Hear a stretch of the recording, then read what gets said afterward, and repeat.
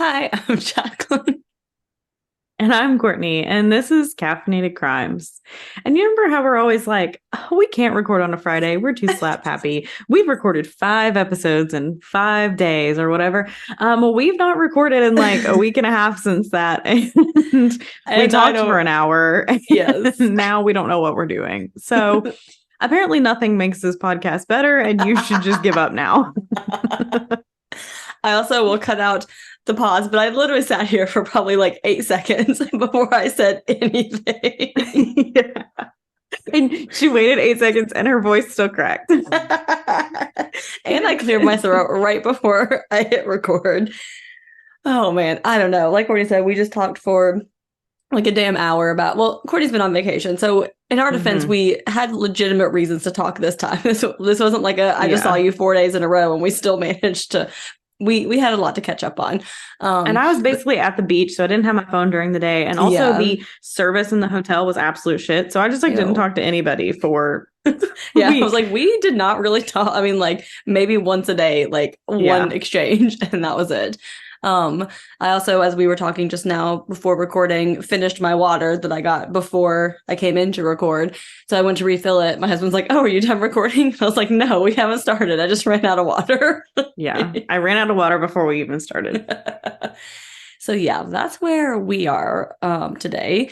And happy August. Yes, wow, it is August already. This year is almost over. It's pretty much Christmas. I don't know how this happened.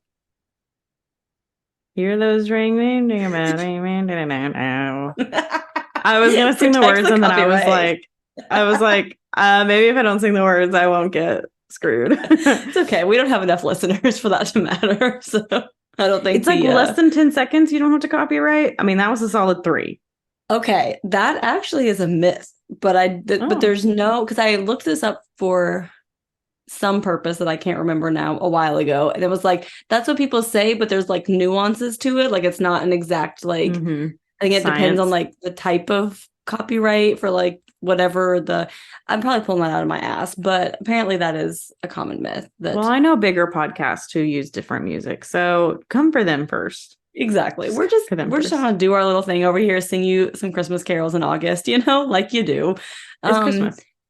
Today is also an espresso because I did not finish writing this episode until today. And so I didn't want to make Courtney have to fly through her part right before we recorded. So I was like, you just sit back and enjoy your post-vacation glow and I will tell you a story.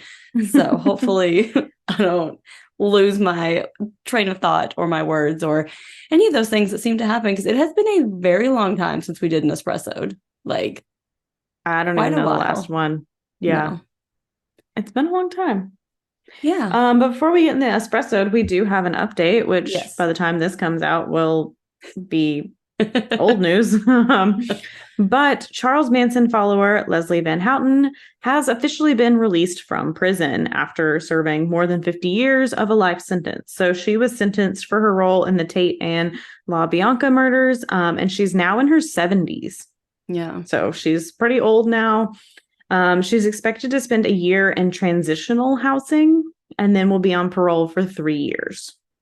Lena LaBianca's daughter said last week that the family was heartbroken that she may be released. Yeah. So just really sad, but that's the thing, like it was a long time ago, but also like those people are still very much alive. Like the families, the victim's immediate family is still very much alive. So what is his daughter is being like, I can't believe this now, Exactly. So yeah, pretty big news on that front. Are there any left in prison? I was just thinking that. I don't think so. I thought she was. I think she was.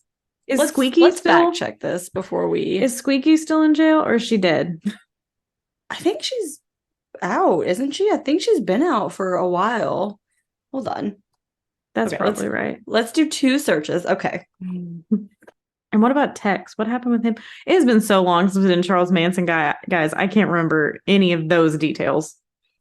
So I'm not seeing anything about Squeaky Fromm being dead. So I'm pretty sure she is still alive to answer our first question. everyone's like, guys, just listen to your episode. What are you doing? That was like 4 hours. Okay. I don't have time to. Mm-mm. So Krenwinkel and Watson, so Tex Watson, and I can't remember Krenwinkel's first name, but both of them are still in prison. They are the only two left. Because I knew Tex was like a really big part of the Tate murders. Yeah. So I was like, I feel like he still would be. So. Yeah, apparently Krenwinkel was approved for parole last year, but Governor Newsom reversed it in the same report that included his decision against Van Houten.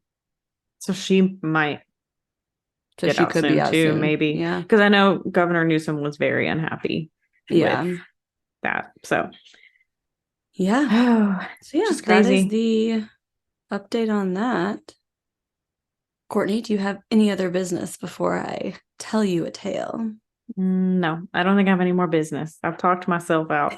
I'm done. Speaking of business, speaking of business, I did get a chuckle when Courtney and I. So if the Zoom is open too long, sometimes it has trouble converting. So if we chat for 45 minutes like we did tonight, we'll end the Zoom and then restart it. And then, of course, we talked another like 15 before we actually started recording. But Courtney was like, oh, I forgot I had like business to discuss with you. And then she's like talking to me as she's like looking at her phone. And I was like, did you like take notes for like our business meeting? And she's like, no, I'm looking at my calendar. And I was like, oh, I was very impressed. I was like, we're having an official business meeting. You got your notes. And she's like, no, I'm just looking at my calendar. Okay. See, I need to start taking notes and writing it down so I remember, because like then we talked for 45 minutes and I didn't bring up my notes. And then I'm sure halfway through this episode, my mind will be like, you were supposed to talk to her about da da da. And probably that happens all the time.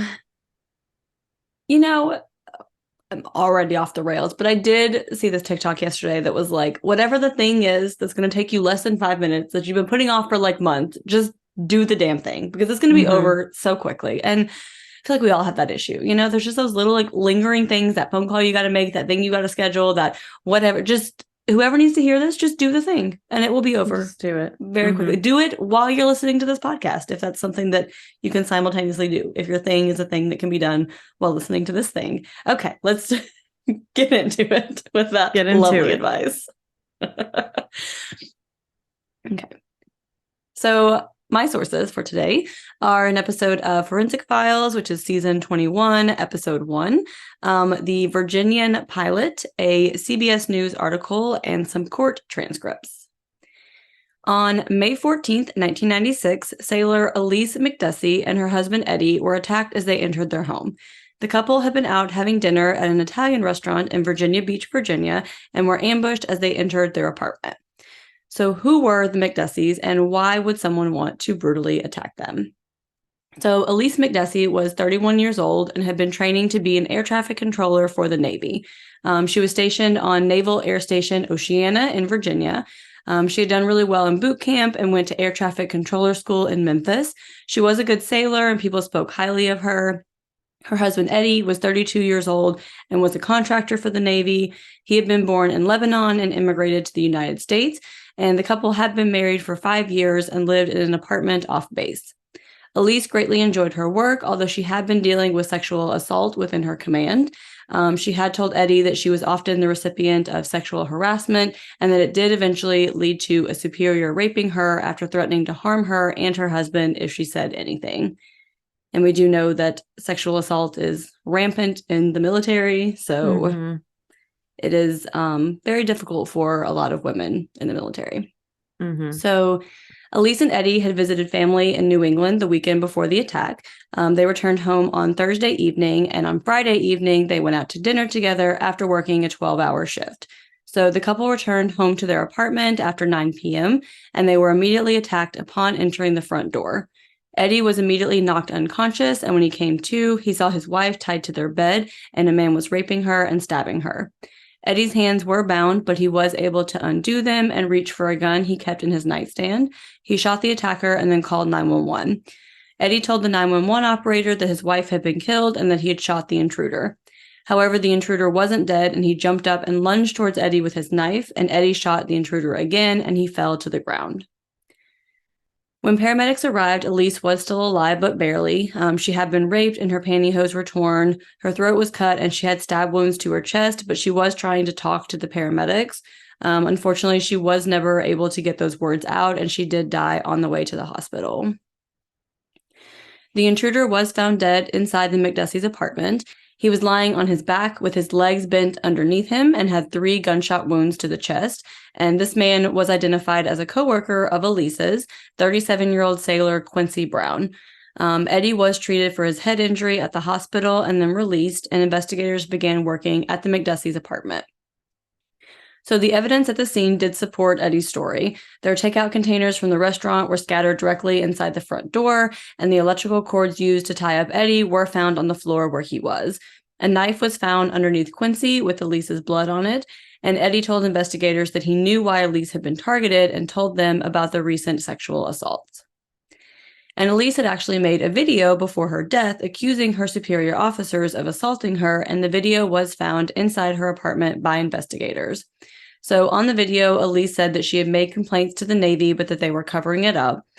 She described her sexual assaults and said that she had been trying to avoid one of the perpetrators, and then he cornered her and raped her in the women's bathroom in January of 1996. So it was about 4 months before. The assailant told her that she couldn't prove anything and that she better keep her mouth shut or both her and her husband would get hurt. Elise had also recently been demoted to an office job, and she believed that this was retaliation for the sexual assault complaints.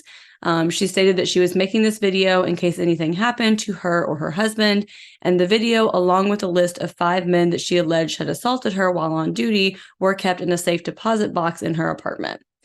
And in her video, Elise also threatened to go public with this information soon if nothing came of her complaints, and Quincy Brown was one of the 5 men on this list. So investigators feel like they now have a clear motive for murder. Elise's rape kit also came back positive for DNA that matched Quincy Brown.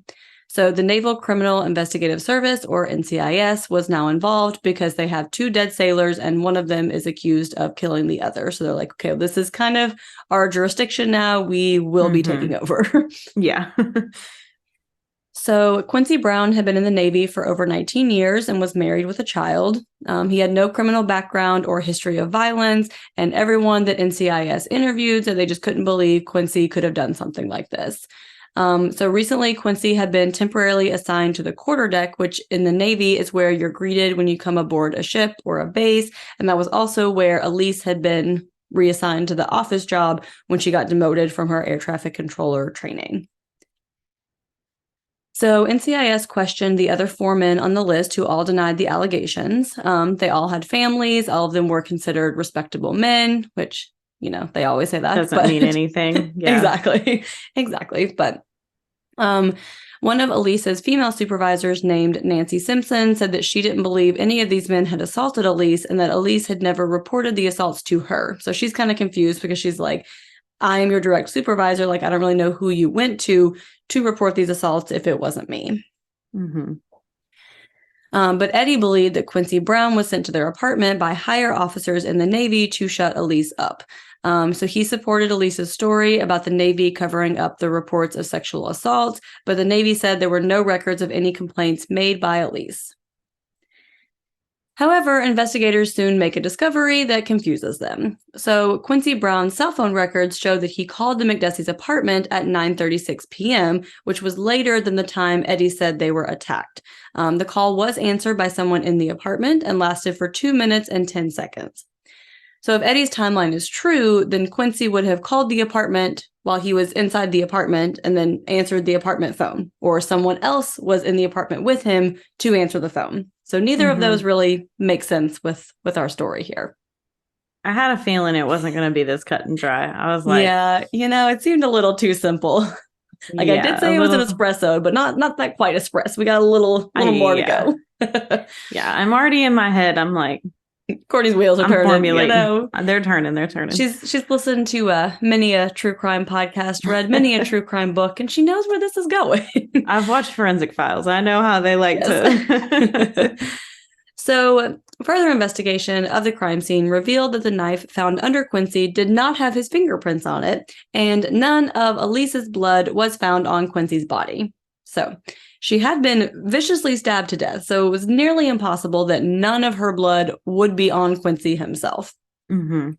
And a receipt in the apartment also showed that Elise had purchased the gun used to shoot Quincy just the night before in Hampton, Virginia. So that Thursday night, they got back from their trip to visit family.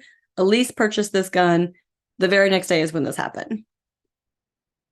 So NCIS continued investigating Elise's sexual assault complaints, but her murder went unsolved for 2 years. So Virginia wow. I'm going to leave that in. I went to say Virginia Beach Police, and I said Virginia Peach, and that just sounds so nice. A peach does sound really good right now. We got some delicious peaches from the farmer's market this weekend.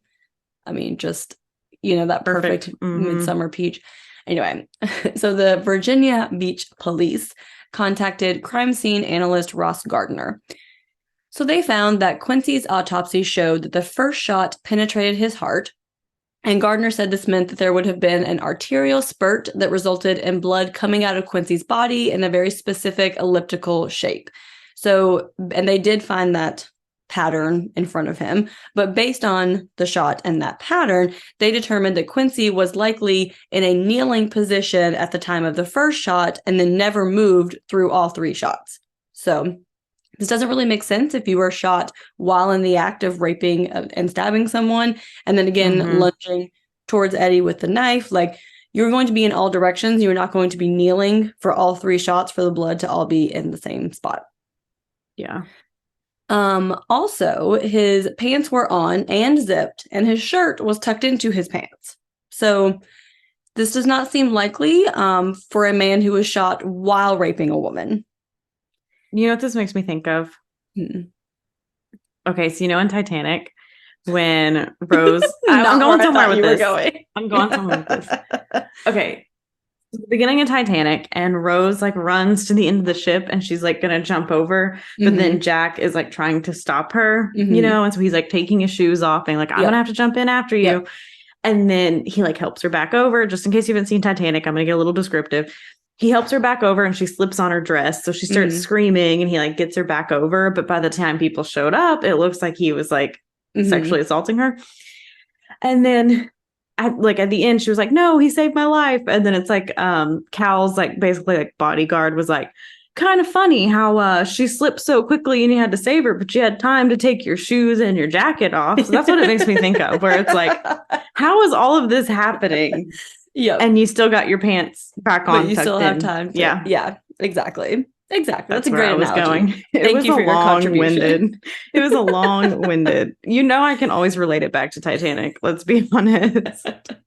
Courtney's I don't have a part in this episode. I gotta contribute something. It's Titanic. It's always Titanic. Here we go. It's always Titanic. But yes, exactly.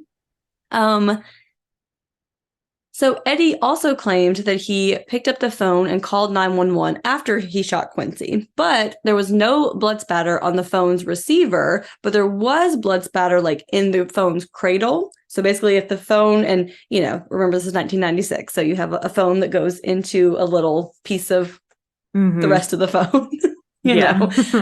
So basically the blood was not on the receiver of the phone, but it was inside the cradle, indicating that the phone was not on the cradle at the time that Quincy was shot. So he did not pick up the phone after he shot Quincy. He had to have picked it up before. Other evidence that seemed odd to investigators was that Quincy's jacket was left draped over a chair, which seems unusual if you were entering the home with the intent of raping and killing both Makdessis and then leaving, but you're just casually draping your jacket over a chair. Interesting. And the Makdessis answering machine tape was also missing.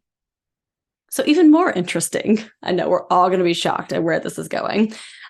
Shortly after Elise's death, Eddie collected her life insurance policy, which was $200,000 from the Navy's usual life insurance policy, plus an additional $500,000 policy that Eddie had purchased just 30 days before Elise's murder. So, when we started this, I was like, it's always the husband. Yep. Always the husband. No shocker here. I don't know. There's still twists and turns to come, so we'll see what happens. But So now we have a $700,000 life insurance policy. Again, this is 1996. Elise was a lower ranking sailor, like she wasn't making a ton of money. The couple didn't have any children. So that's a very unusually high amount for a life insurance policy for her. Mm-hmm. And in the months following Elise's murder, Eddie moved back home to Massachusetts and bought both a boat and a Tahoe. But he did claim that the Navy was still after him to cover up Elise's sexual assaults.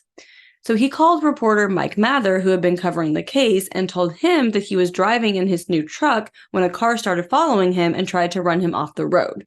So he said that they were approaching a cliff, but he was able to jump out of his truck at the last minute, and then the truck went off the cliff, and then the other people set it on fire, and his truck was ruined because the Navy's after him for, everything.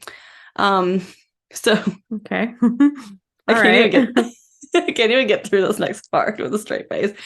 So soon after that, he went to the hospital with a gunshot wound and said that a car driving next to him started shooting at him. But the emergency room doctor who treated him felt that it was a self-inflicted gunshot wound. But luckily for Eddie, he was also wearing a bulletproof vest at the time, so it wasn't too serious. Yeah. I also, too, just drive around with a bulletproof vest on as not a cop. I mean, it is America, so it might not be a terrible idea, but... I mean, you're right. But also, I'm like, were the instances of shootings of, like, rage drivers this heavy in the late 90s as it is now? I mean, maybe this is a case of, like, we don't hear about it, but I feel like, I don't know. I mean, I feel like that's a more recent thing of people just shooting people over getting cut off on the road. Yeah. Like... Yeah, but also, even with the state of the world, we still do not walk around wearing bulletproof vests. Vests. What did I say? Vests. Vests. That is not the plural of that word.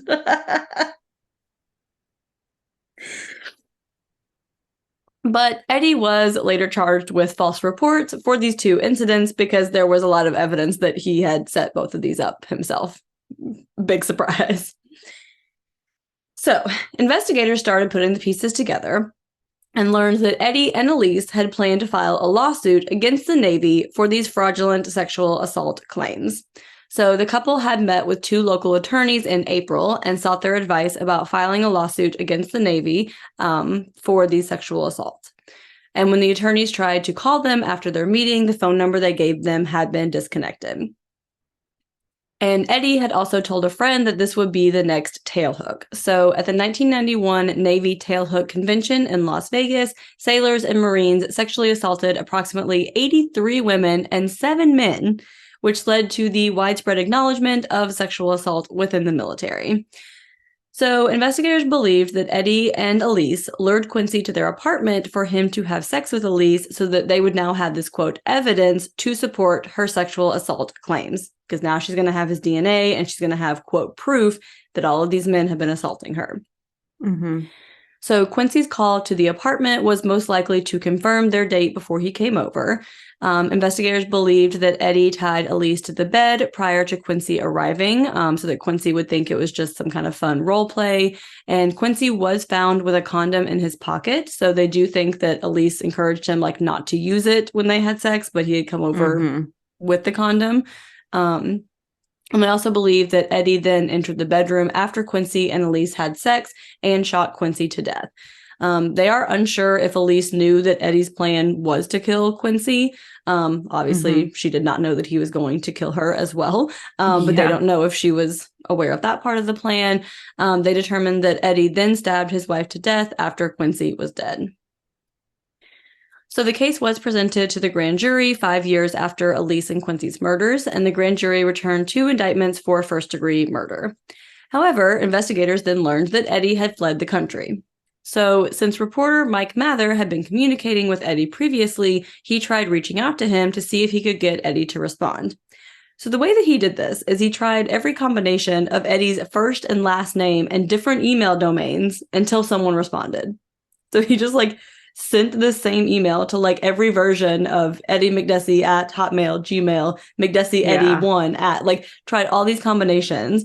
But then Eddie responded to one of them, which blows my mind that this worked. That is so crazy. Yeah.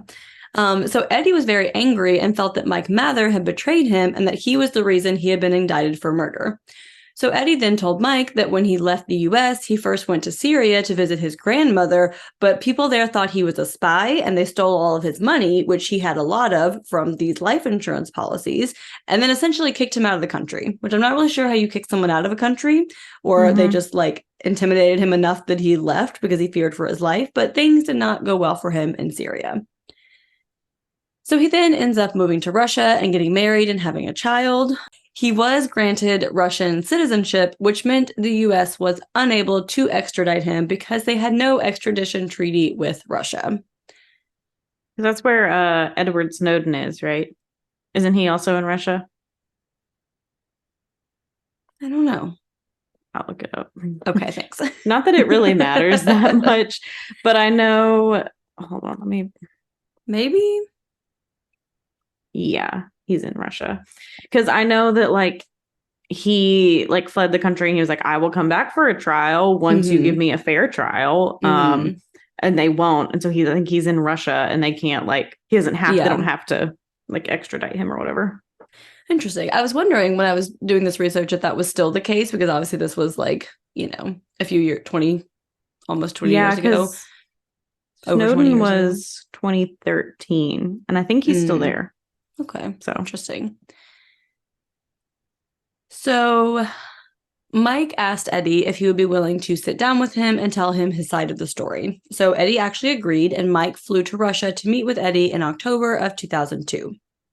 So Eddie was very secretive about his location. He would tell Mike to call him from like a certain city when he got there. So Mike would get to that city, he would call Eddie, and then Eddie would be like, okay, now go to this city and then call me. So then he would go to the next city, and so they did this so on until he finally reached Eddie. So he didn't just like give him his location for him to do whatever with.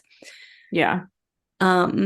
So they finally met in person at a hotel, and Mike interviewed Eddie, but they were caught by Russian agents who took his videotape and both of their passports. So Mike was accused of interviewing residents without a permit, but they did let him go. However, they kept Eddie's passport, so he was now stuck in Russia.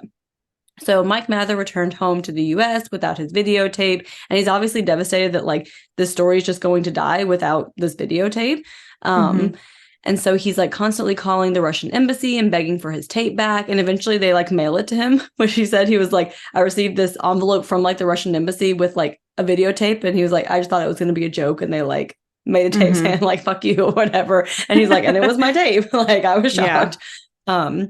So then Eddie went to the United States Embassy in Russia and said he wanted to return to the U.S. So he did not like living in Russia anymore. He felt that he was treated poorly there. He just like was not having a good time. And so he said he wanted to return to the U.S. and face trial because he believed that Elise's video about the sexual assault would prove him innocent.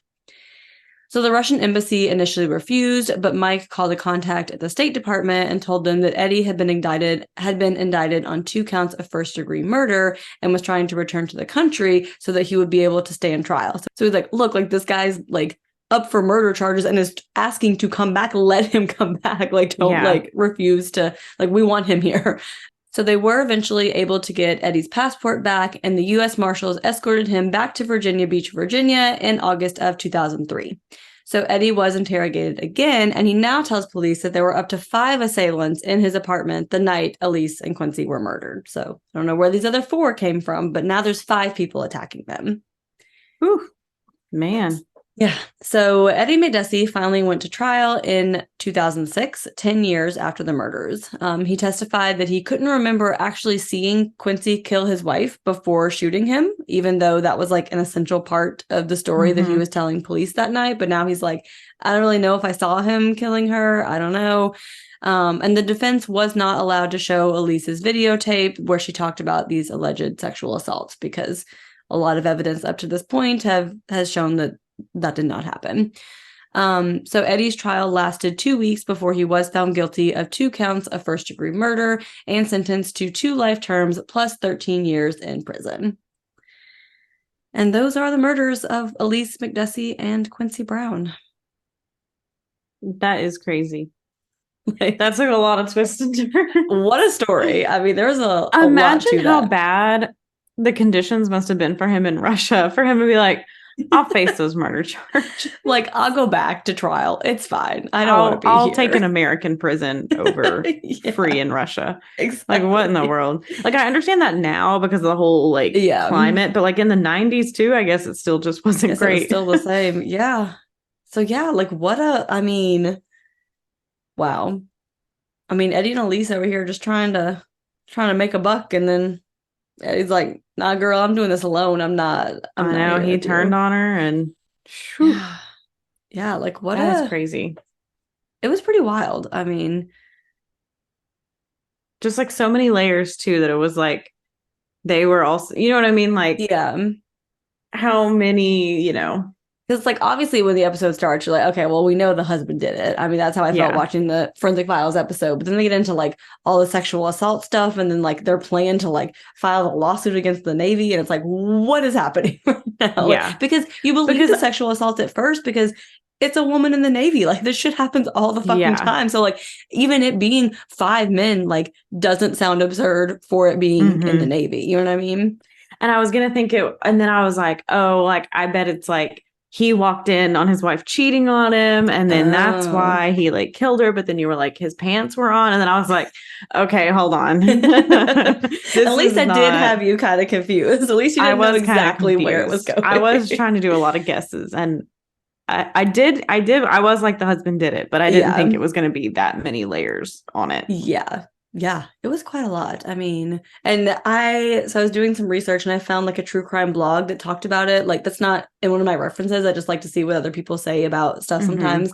And the person who wrote that blog was like, oh, like basically like blaming Elise for like her own murder, and was like, well, you shouldn't have tried to. And I was like, oh, well, I mean, did you deserve to die? I don't know about that. But as long as she was not aware that Quincy was going to be murdered, because then that's a different story if you were in on that plot too. And then she's like, oh, the real victim here, which I think Elise still counts as the real victim, but she's like, the real victim here is Quincy. And then someone else commented on it and was like, well, if Quincy could have kept it in his pants, then he'd still be alive. And I'm like, okay, hold up. Why are we victim blaming here? Like, you don't, to this like, extent. Like, yes, he was having an affair. That does not justify being murdered. I mean, you don't have to have a perfect victim to understand that they're a victim. Exactly. But yeah, this one was, and like I said, I was like, this is a good espresso because it's a good one to where you don't know what's coming next. But yeah, so Courtney, what is your perk of the week? So my perk of the week is I am officially back from vacation, as I mentioned, and it was just an absolutely wonderful week. And good. It was so nice to just sit on the beach. I took like a nap on the beach after lunch every day, which is just like, Kevin thinks I'm crazy because he's like, how do you fall asleep? It's hot out here. And I was like, this is the perfect napping conditions. The beach is different. Yeah, it's different. It's different. And then like, as I mentioned before, I had like terrible service. The Wi-Fi wasn't working. It was really weird. I don't know why. Like, if I was on the pier or on the beach, I had good service, but I was in the building and I had terrible service. I don't know what kind of cement they put up. That hotel just knew you needed to disconnect. They're like, we're not going to let any of this shit work. Yeah. And then also because I have trouble disconnecting from work, like I'll still just like creep and be like, do I need to forward something, whatever. My IT department sent out these like security updates that you had to download a new app for. I couldn't download it. I had no service. So I was like, you know what? I did my due diligence. I put my out of office. I emailed who I needed to email that I'd be out.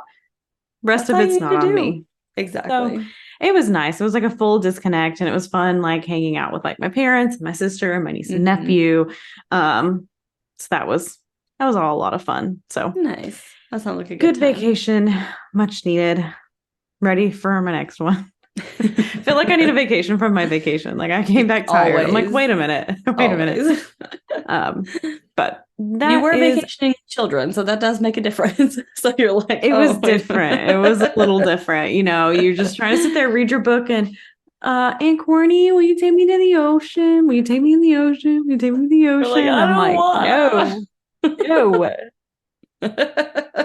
Will you hold me? Will you carry me? Will you know? So they did good overall though. They struggled like kind of like before lunch, I think, because it was just so hot. They were just like kind of like hungry, tired. It was just so and you know, their sleep schedules are all different, and you know, like it's all bets are off on vacation, but like in the evening, like when it got cooler, like they loved the beach. They loved hanging out, whatever. It was just that heat. It was just, it was hard on all of us. But that's why the last 2 years we've gone to the beach, we like make sure and get a place on the beach so we can like do first thing in the morning and then at the end, and then we like do other stuff during the day. So we're not there at like the hottest part of the day. Yeah. And it's been wonderful. It works well for all of us because I love the beach and Andrew does not, but he can handle the beach when it's not at the height of the sun. So I'm like, okay, we'll get up early, go to the beach, we'll do other stuff, we'll come back and spend the evening at the beach. Perfect. I can great compromise. Evening at the beaches are like my absolute favorite. Like from like 4 to like 8. I'm like, that is the sweet spot when like the sun's kind of going down, it's cool and you hear the ocean and all that. Agreed. But yeah, so it was super fun. But yeah, that is my perk of the week. Jacqueline, what is your perk of the week? Before I tell you my perk of the week, I do have to tell you a really funny child meltdown story that happened today. So we took my husband's car to the mechanic. So after work, we had to go pick it up. And so we're driving back down the interstate, and Millie has this like magnetic like ice cream cone and like ice cream scoop thing that she plays with all the time. So she had it in the car with her and she dropped the ice cream scoop that like fell down into the seat. And so she's crying because she wants the ice cream scoop. And I'm like, girlie, I'm driving down the interstate. Like I can't do anything by myself. Nothing I can do for you right now. You're just gonna have to wait. And so she's crying, like wants her ice cream scoop. And then I just hear her from the back seat and she goes, You're okay. Deep breaths. Oh my gosh. And then she takes a deep breath, but she's like talking it, like literally saying all the things that I say to her when she's melting down, and she starts like saying it to herself. And I was like, oh, look at you emotionally regulating. I'm so proud. Yeah, look at you doing that. But it was so, I just hear that because she still rear faces, so I can't see her face. And I just hear all of a sudden stops crying and you're okay. Deep breaths. Deep breaths. Oh my gosh, that is so funny. I do have also a funny child meltdown story. Yes, the best. So Amelia is just a character. She has that little sister energy that is just unmatched. And she's absolutely feral. And my sister listens to this and will agree. She's absolutely feral. But she likes to just like make these noises, like different noises, but like sometimes like some of them sounded like a seagull. And so we just like kind of started making fun of her. And we were like, the seagulls are going to hear you and come pick you up and make you like take you to be one of their own. But like she was doing something and I was like, okay, no, like I don't remember what it was, but I was like, look, we're just going to leave you here with the seagulls and they're just going to take you. And I guess she was too tired at that point and she just put her head down and started crying. And I was like, oh no. She's crying because I told her we were going to leave her at the beach. The seagulls are going to take her away. I was like, we're just going to leave you here to fend for yourself with the seagulls. And so then I had to I went to pick her up and she was like, me. And then I like finally got her up and then she just like melted onto my arm. I was like, you just wanted me to pick you up. It's so funny too when you're like doing the joking and back and forth and like everyone's having fun and then you're like, oh, nope, that was it. That was the one that they decided was too far. That was the line. Yep. Oh gosh, I love it. I do love a good toddler meltdown over the ridiculous things, though, that it's just you can't help but laugh, Yeah. Anyway, so my perk of the week is that yesterday we got to take our daughter to Dollywood for the first time, and it was so much fun. I mean, speaking of toddler meltdowns, like she did so good. I was impressed because I fully expected there to be some meltdowns. But my in-laws are in town, and so we all went, and she got to ride some of the rides for the first time, and she was tall enough to ride the like little kid roller coaster, which like I was like, you're two, you're big enough for that, but okay. So I hopped on with her and off we went, but yeah, she loved it. She did not love the bubbles though. She was not a fan of the bubbles. There were too many bubbles. It was too many bubbles. Yeah, it was a bit much. And then so the rest of the day she just kept going, no, like the bubbles, no, like the bubbles. And I'm like, I got it, girlie. We won't go back. Don't worry. Yeah. We understand. I got you. But yeah, so we just all had a really fun time and we got to all spend some time together and with my brother-in-law and sister-in-law and nieces and my baby, and it's a good time. And you should buy Dollywood passes and you can go with me and Kevin to Dollywood because we have Dollywood passes. We should do that. We'll go all the time. And also, I don't know if you know this, because I don't know if you go with your niece and nephew a lot, but they have a parent swap program where like the parents ride in line together, and then you can like, so you don't have to wait in line twice. And I was like, oh, that's really nice. I'm sure a lot of places do that. I've just never been to an amusement park with my child. So, you know, if other places, it's probably a common thing that I'm just a moron. I don't know. I definitely know they have it. Like when I went to Disney, I know they definitely had it there, and Universal had it and stuff to like help parents out, basically. So that is really nice. We were able to do it like in groups too. So like Andrew and I could ride together, and then like toss off Millie to my brother and sister-in-law, and then they, you know, so it was, so we're good. Anyway, so that is my perk of the week. So yeah, you guys know where to find us on all of the things. Find us there, follow us there, chat with us, let us know your thoughts about this case, where you thought this was going versus where it ended up. Let us know your amusement park stories, your beach trips, your toddler meltdowns. Please tell us what causes your toddler meltdowns, because they're just great. I love them. And find us on patreon.com/caffeinated crimes, where you guys can have all kinds of fun bonus episodes, and there's some video episodes on there, unedited video episodes. So if you want to see the shenanigans that go on behind the scenes, if you want to see Courtney's bathroom light flickering because her ghost is chatting with her currently, all that good stuff over there. And don't forget, next month we will be at CrimeCon. So your window of probably getting tickets or going is either gone or very close to being gone. So you can find us there. And as always, if you want to email CrimeCon, maybe we could be a last minute shoe-in for to be on Podcast Row. If not, we're still going to be there wearing our merch, handing out stickers, just doing what we can. So if you give us 5 stars on Apple or Spotify or wherever you listen, that helps us just get recognized, help us move up in the charts, and tell all your friends about us. Say that's a great podcast and go listen. But in the meantime, go have a cup of coffee. And don't commit a crime.